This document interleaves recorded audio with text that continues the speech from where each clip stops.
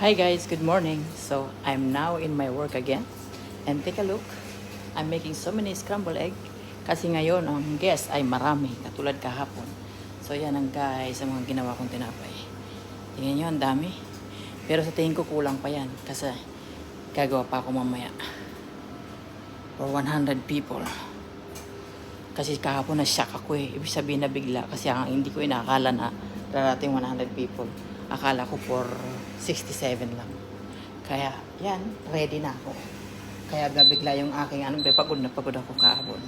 So, meron pa akong ginagawa guys. At ang aking mga deliver. Ayan.